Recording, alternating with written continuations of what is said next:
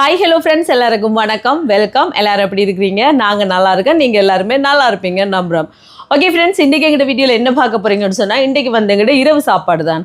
அவசரமாக சடாரெண்டு ஒரு ஊத்தப்பம் தான் செய்ய போகிறோம். என்ன இது வந்து ரவையை வச்சு தான் செய்ய போகிறோம். இன்னொரு விதம் இருக்குது, அதை நான் கண்டிப்பாக போடுவேன். சரியா? இப்போ இன்றைக்கி வந்து பார்த்தீங்கன்னா ரவா ஊத்தப்பம், இன்ஸ்டன்ட் ரவா ஊத்தப்பம் சடாரெண்டு செய்ய போகிறோம். என்ன அதுவும் செஞ்சு இட்லி பொடியும் செய்ய போகிறேன். டைம் இருந்துச்சுன்னா சட்னி செய்வேன். இதெல்லாம் செய்து செம்மையாக சாப்பிட போகிறோம். இதெல்லாம் எப்படி செய்ய போகிறோன்னு பார்க்குறதுக்கு முன்னாடி நீங்கள் இப்போ தான் ஃபர்ஸ்ட் டைம் எங்கள் சேனல் பார்க்குறீங்கன்னு சொன்னால் அப்போ மறக்காமல் சோபா சாஸை சப்ஸ்கிரைப் பண்ணுங்கள். அப்படியே பக்கத்தில் இருக்க பெல் சிம்பிளே கிளிக் பண்ணுங்கள். அதே நேரம் உங்கள் யார் யாருக்கெல்லாம் சோபா சாஸில் இருக்கிற கூனி சம்பல், மாசி சம்பல், நெத்தலி சம்பல், கறித்தூள், முட்டமா, அரைச்ச கறித்தூள், கோப்பித்தூள், சரக்குத்தூள், உளுத்தமா இதெல்லாம் தேவையோ மறக்காமல் நாங்கள் ஸ்க்ரீனில் தர நம்பருக்கு வாட்ஸ்அப் பண்ணுங்கள். சரியா? இப்போ வாங்க கடகடண்டு சுவையான சூப்பரான ரவா ஊத்தப்பம் செய்யலாம். முதல் ஊத்தப்பத்துக்கு கலந்துடுவோம் ரவா ஊத்தப்பம். இது பாருங்க ரவை, இது வறுக்காத ரவை. சரியா? அவிக்காத வறுக்காத ரவை எடுத்துருக்குறேன். நீங்கள் உங்களுக்கு தேவையான அளவு எடுத்துக்கொள்ளுங்க. சரியா? இதோட வந்து தயிர் ஒரு கப் சேர்க்குறேன், பெரிய கப் தயிர் வலிச்சு சேர்ப்பேன்.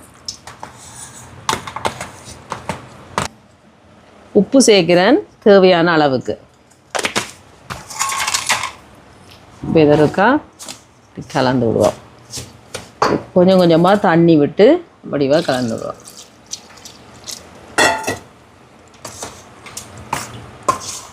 இப்போ பாருங்க தண்ணி காணாது, கொஞ்சம் சேர்ப்போம். ஏன்னா ரவை வந்து தண்ணி கூட பிடிக்கும், இழுக்கும். அப்படியே அதான் பார்த்து கணக்காக இந்த மாதிரி கலந்து விடுவோம். நல்லா தயிரெல்லாம் ஒன்று சேர்கிற அளவுக்கு கலந்து. இப்போ பாருங்க இந்த மாதிரி நல்லா கலந்து விட்டாச்சு. பார்த்தீங்களா? இப்போ இதை மூடி வைப்போம் இருக்கட்டுக்கும். அதுக்குள்ளே நாங்கள் இட்லி பொடியை செஞ்சுட்டு வந்துடுவோமா. இது கொஞ்சம் நேரம் அப்படியே ஊறட்டுக்கும், ஒரு 10-15 நிமிஷம். முதல்ல இட்லி பொடியை செய்வோம். சட்டியை வச்சுட்டு இதில் உளுந்து எடுத்துருக்கிறேன். 1 கப் உளுந்து எடுத்துக்கிறேன். நீங்கள் எந்த அளவுகளால் எடுக்கிறீங்களோ அந்த அளவுப்படி எடுத்துக்கொள்ளுங்க. இப்போ உளுந்தை வந்து நல்ல பொன்னிறமாக வறுத்தெடுப்போம். இப்போ பாருங்க உளுந்து நல்ல சிவக்க இந்த மாதிரி வறுத்தாச்சு. உங்களுக்கு பதம் தெரியணுமெண்டா ஒன்று எடுத்து சுடு இப்படி கடிச்சிக்கணும். இப்போ நறுக்கு முருகன் பதம் சரியாக இருக்கும், நல்ல வாசம் வருது தெரியுமா. இப்போ உளுந்து இல்லை சரி பார்த்தீங்களா, நல்லா வறுபட்டு. இனி இதில் 1 கப் உளுந்துக்கு 1/2 கப் கடலைப்பருப்பு. இப்போ இதையும் வறுத்தெடுப்போம். இப்போ பாருங்க கடலைப்பருப்பும் வறுபட்டுட்டு எடுப்போம்.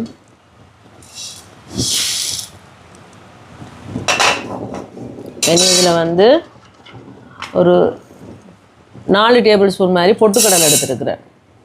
இதையும் கொஞ்சம் வறுத்தெடுப்போம். இப்போ பொட்டுக்கடலை வறுபட்டுட்டு இறக்குவோம். இனி அடுத்தது செத்தல் மிளகாய். செத்தல் மிளகாய் உங்களோட உரைப்புக்கு ஏற்ற மாதிரி எடுங்க. நான் ஒரு 10 எத்தனை 3 4 5 6 7 8 9 10 11 12 எடுத்துருக்கேன். இதையும் கொஞ்சம் வறுத்தெடுப்போம். இப்போ மிளகாயம் வறுபட்டுட்டு பாருங்க. இனி இதில் கருவேப்பிலை எடுத்து வச்சுருக்கிறேன், கழுவி இதை நல்லா வாட்டி எடுப்போம் ஈரம் இல்லாமல். இப்போ பாருங்கள் கருவேப்பிலையும் நல்லா இந்த ஈரம் இல்லாமல் வாட்டி எடுத்தாச்சு. இந்த மாதிரி பார்த்தீங்களா, நல்லா வாட்டி எடுக்கணும். இல்லைன்னு சொன்னால் ஈரம் இருந்துச்சுன்னா பழுதாயிடும். ஓகே, அடுப்பை நிப்பாட்டிட்டு பார்த்தீங்களா, இனி இதை அரைக்க வேண்டியதான். இதில் வந்து கொஞ்சமாக உப்பு சேர்ப்போம். இதோட வந்து பெருங்காயம் எடுத்து வச்சுருக்கிறேன். கட்டி தான் எடுத்து வச்சுருக்கிறேன். நீங்கள் பவுடர் இருந்தால் கூட சேர்க்கலாம். இப்போ இது எல்லாத்தையும் பண்ணி மிக்சியில் அரைச்செடுக்க வேண்டியதான். பார்த்தீங்களா, கொரப்பாக வேணுமெண்டா இந்த நறுவல் வேணுமெண்டா அப்படி அரைக்கலாம், பட்டா வேணுமெண்டா பட்டா அரைக்கலாம். நான் கொஞ்சம் பட்டா தான் அரைப்பேன், அரைச்செடுப்பேன். இப்போ பாருங்கள் இந்த மாதிரி கலந்து விட்டுட்டு அரைச்செடுப்பேன் மிக்சி கப்பில். ஒரு ரெடியாக போட இல்லாத அரைவாசியை தான் நான் அரைச்செடுக்க போகிறேன். இப்போ பாருங்க அரைச்சாச்சு. வாசம் இருக்கே வாசம், ஆஹா அருமை. நல்லா இன்னொன்று ஒரு போத்தலில் போட்டு வச்சுட்டு தம்பி நம்மளோட இட்லி பொடி ரெடி. இனி இதையும் இதே மாதிரி அரைச்செடுப்போமா. இப்போ பாருங்க இட்லி பொடியெல்லாம் அரைச்சாச்சு. நல்ல வாசமாக சூப்பராக இருக்குது தெரியுமா நண்பர்களே. இப்போ இது நல்லா ஆறட்டுக்கு மாறினோன்னா ஒரு போத்தலில் போட்டு மூடி வைக்கணும் இருக்கிறதுக்கு. நல்லா வச்சு சாப்பிட்லாம் செமையாக. இங்கே பாருங்க ஊத்தப்பத்துக்கு இதில் வந்து கேரட் எடுத்துருக்குறேன். கேரட்டை சேர்க்குறேன்.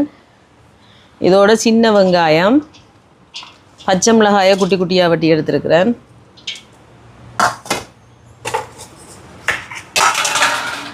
இதோட தக்காளி பழம், குடமிளகா, மல்லியில்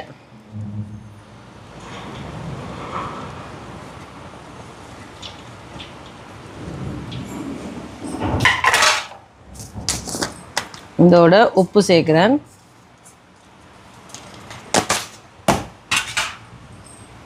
சேர்த்துட்டு இதை கலந்து விடுவோம்.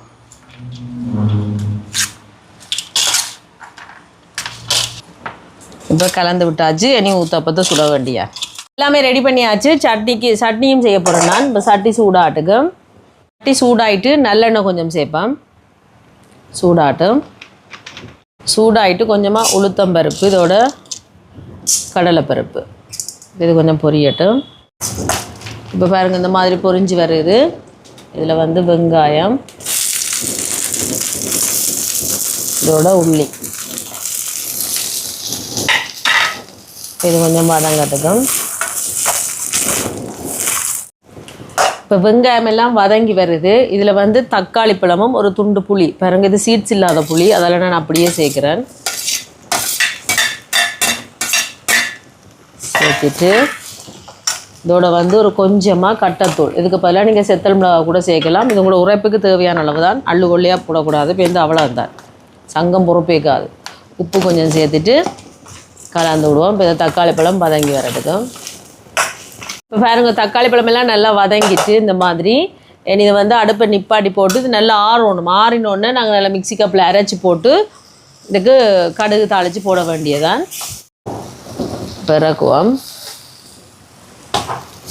இங்கெல்லாம் தோசைக்கல்ல வைப்போம். ஊத்தாப்பத்தை சூடாட்டம்.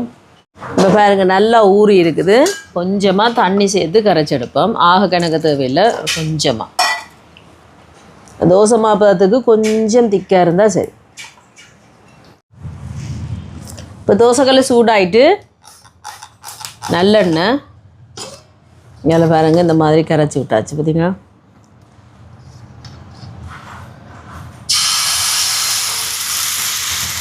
கணக்கா எடுத்து இந்த மாதிரி போடுவோம்.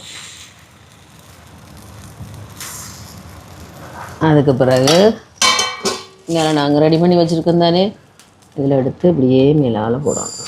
தோசையா அப்பமா? இது வந்து ஊத்தாப்பம். நல்ல வடிவாக இந்த மாதிரி போடணும். இப்போ இந்த மாதிரி போட்டாச்சு. அவியட்டுக்கும் மூடி விடுவோம். அவியட்டும்.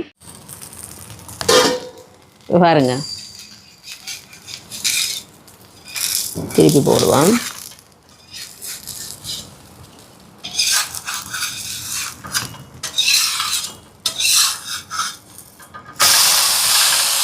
மற்ற பக்கம் அவியட்டும் எடுப்போம். சரிங்களா, சூப்பராக ஊத்தப்பம் ரெடி. இது இப்படி தான் மேலால் வரும். அதை எடுத்து மேலால் போட வேண்டியா. வாசம் இருக்கே, வாசம் என்ன. இனி அடுத்தது இப்படியும் சுடும் உண்டு, இந்த மாதிரியும் சுடலாம். மற்றது வந்து பாருங்க, இல்லை பிளேனாக இல்லை, இந்த மாதிரி ஊற்றி விட்டுட்டு அதுக்கு பிறகு மேலால் போடணும். இதை மிளகறிகள் என்ன, குடமிளகா, கேரட், வெங்காயம்,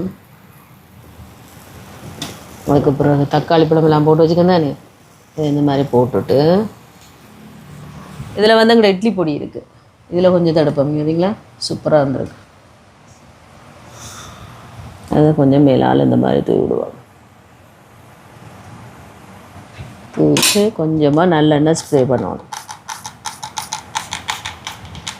அதுக்கு பிறகு மூடி விடுவோம். அவியட் இட்லி பொடி போட்டனாங்க நல்ல வாசம் வந்து ஒன்று இருக்கு.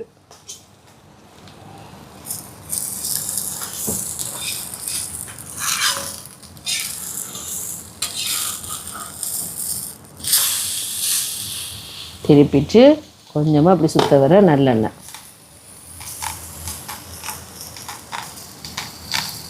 அவியட்டும். எடுப்போம்.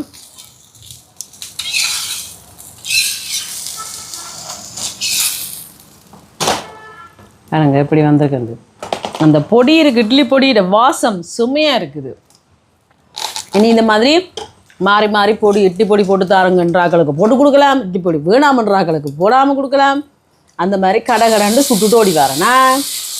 இப்போ பாருங்க ஊத்தப்பம் எல்லாம் சுட்டாச்சு சூப்பராக பார்த்தீங்களா. இங்கே வந்து சட்னி அரைச்சாச்சு. இதுக்கு ஒரு குட்டி தாளி கொண்டு போட போகிறேன். இங்கே சட்டியை வச்சுட்டேன், சூடாயிட்டு கொஞ்சமாக நல்லெண்ணெய் சேர்க்குறேன். சூடாட்டு இங்கே நல்லெண்ணெய் சூடாயிட்டு கடுகு கொஞ்சம் சேர்க்குறேன், பொரியட்டும். பாருங்க கடுகு பொரிஞ்சு வருது. செத்தல் மிளகாய் இது கொஞ்சம் பொரியட்டும். இப்போ பாருங்க நல்லா தாளிச்சாச்சு பார்த்தீங்களா.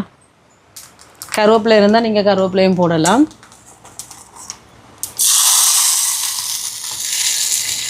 சூப்பராக சட்னி, தக்காளி சட்னி, பூண்டு சட்னி எது வேணாலும் சொல்லலாம், ரெடி. இப்போ இந்த இட்லி பொடியை இந்த போத்தில் போட்டு வைப்பேன்.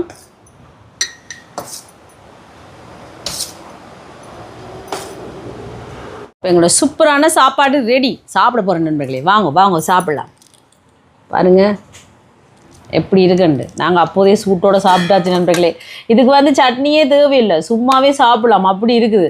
ஆனாலும் ஒரு சட்னி கொண்ட வச்சு சாப்பிட்றதுக்கு நல்லா தான் இருக்கும். அதால தான் வேறு லெவல். எங்கே சாப்பிட்டோம்னா அவே சூப்பராக இருந்துச்சு. இங்கே பாருங்க எப்படி இருக்குது. எப்படி எடுத்து ஐயா அப்படி சட்னியில் தொட்டுட்டு இப்படி சாப்பிட பாருங்க.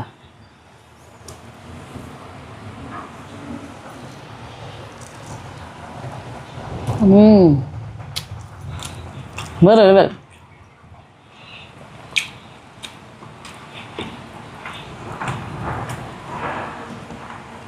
மேலால் இட்லி பொடியெல்லாம் தூவி இருக்கிறேன்.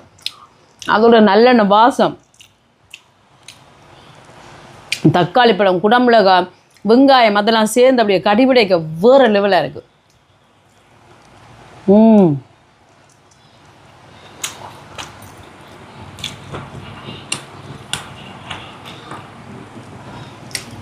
இதான் தெரியுமா நண்பர்களே, அண்ணனுக்கு விரட்டு மாதிரி உத்தப்பம். அதான் இது மலைச்சாரல் மாதிரி தூவி அந்த மாதிரி எல்லாம் வடிவேல் சொல்லுவார். செம்மையாக இருக்கு.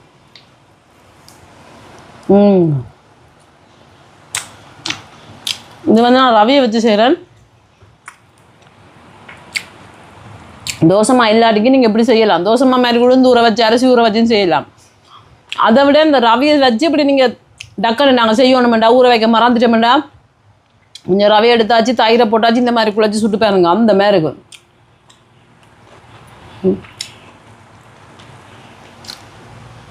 அந்த வெங்காயம் கரட்டெல்லாம் கடிவிட செம்மையாக இருக்குது. அப்படியே மேலால் இட்லி பொடியும் தூவி இருக்கிறோம், அதுவும் சேர்ந்து